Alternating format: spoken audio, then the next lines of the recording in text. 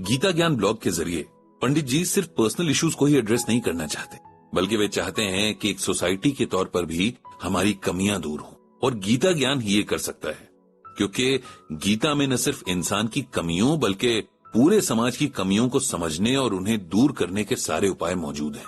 जब बात सोसाइटी की आती है तब इसे हेल्दी रखना हम सबकी जिम्मेदारी होती है, और इसीलिए सब इस जिम्मेदारी से बचना चाहते हैं।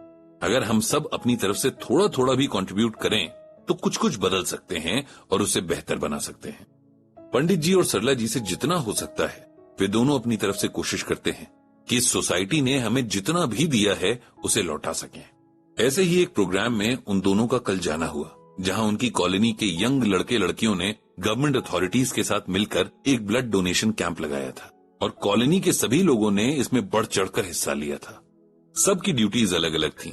जो लोग बुजुर्ग थे या ब्लड डोनेट नहीं कर सकते थे, उन्हें लोगों के फॉर्म भरने में हेल्प करने से लेकर लोगों को डोनेशन के बाद रिफ्रेशमेंट देने तक के काम में लगाया गया था।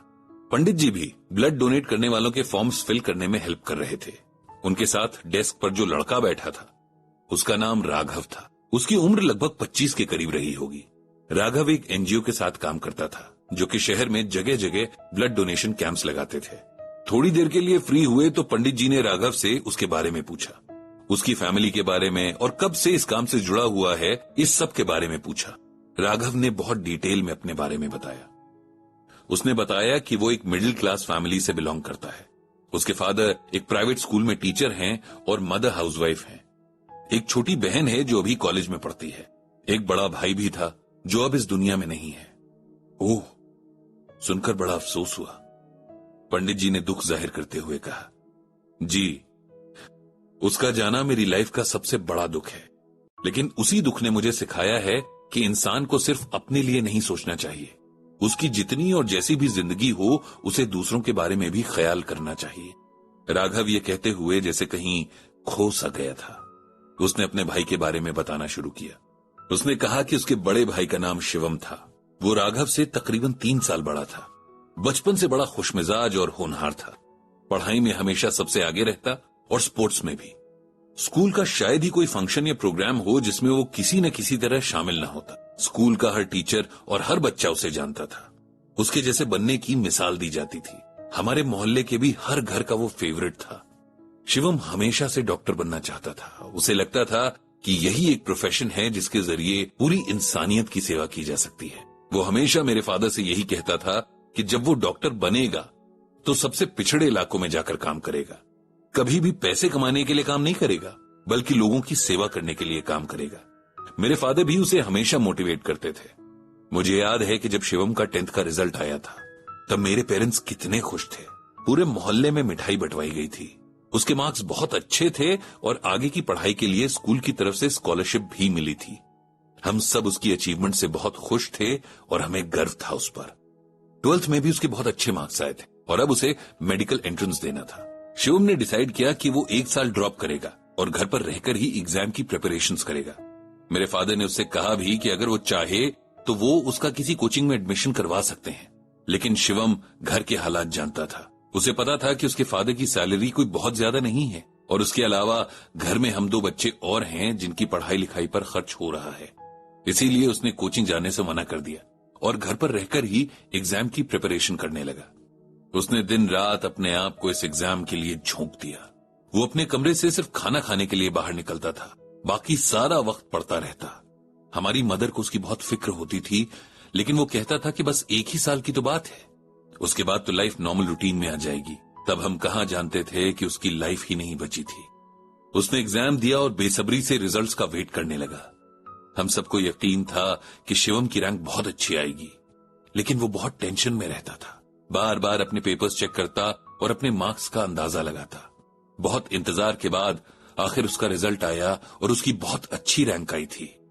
अब उसे आराम से कोई भी गवर्नमेंट कॉलेज मिल जाना था। इस बात से हम सब बहुत खुश थे और शिवम की खुशी का तो कोई ठिकाना ही नहीं था। आखिर उसके बचपन का सपना जो पूरा होने वाला था, लेकिन किस्मत में क्या लिखा है ये कौन जानता है। एक दिन शिवम अपने एडमिशन का फॉर्म लेने गया था। घर लौटते हुए किसी गाड़ी वाले ने उसे टक्कर मार दी। वो उसे देखने के लिए रुका तक नहीं। खून से लथपथ शिवम बहुत देर तक सड़क पर ही पड़ा रहा। फिर किसी ने एम्बुलेंस बुलाई और उसे हॉस्पिटल पहुंचाया गया। वहां पहुंचकर भी उसकी जान बच सकती थी अगर हॉस्पिटल में उसके ब्लड ग्रुप का ब्लड अवेलेबल होता। एक्चुअली शिवम का ब्लड ग्रुप ए नेगेटिव था, जो आसानी से नहीं मिलता है। उस दिन खून न मिलने की वजह से उसकी डेथ हो गई। हमारी फैमिली के लिए ये इतना बड़ा सदमा था कि हम सब अभी तक इससे उबर नहीं पाए हैं। लेकिन इस दुख ने मुझे एक बहुत बड़ा सबक भी दिया है। मैंने उसी दिन ठान लिया था कि किसी और शिवम को खून की कमी की वजह से नहीं मरने देना है। अपनी स्टडीज के साथ मैंने ये एनजीओ भी ज्वाइन कर लिया, जो जगह जगह ब्लड डोनेशन कैंप्स लगाकर लोगों की हेल्प करता है। इस काम से मुझे बहुत सुकून मिलता है और लगता है कि मेरे भाई की आत्मा को भी इससे खुशी मिलती होगी। राघव की बातें सुनकर पंडित जी का मन भीग गया। उन्होंने बड़े प्यार से उसके कंधे पर अपना हाथ रखा और उसे कहा कि उन्हें उसकी सोच पर गर्व है। अगर सोसाइटी का हर नौजवान ऐसी सोच रखने लगे तो हमारी सोसाइटी एक आइडियल सोसाइटी बन सकती है। उस दिन का ब्लड डोनेशन कैंप बहुत सक्सेसफुल रहा। पंडित जी और सरला जी भी शाम तक घर लौट आए। घर लौटते हुए पंडित जी सरला जी को भगवान श्री कृष्ण की गीता में कही हुई ये बात सुना रहे थे। श्रेयान स्वधर्मो विगुणः पर धर्मात् स्वनुष्ठितात् स्वधर्मे निधनम श्रेयः पर धर्मो भयावह।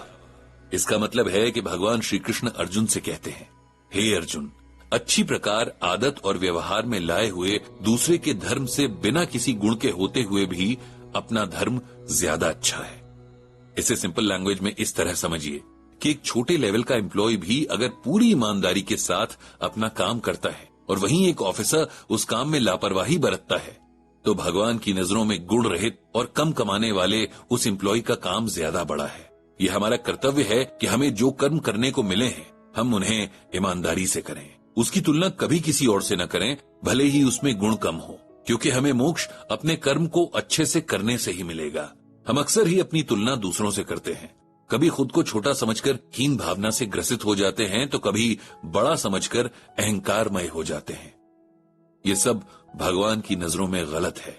हमारा फोकस बस हमारे काम पर होना चाहिए और कोशिश ये होनी चाहिए कि हमारे काम से सबका भला हो। इसके बाद पंडित जी ने भगवान श्री कृष्ण से सबको सद्बुद्धि देने की प्रार्थना की।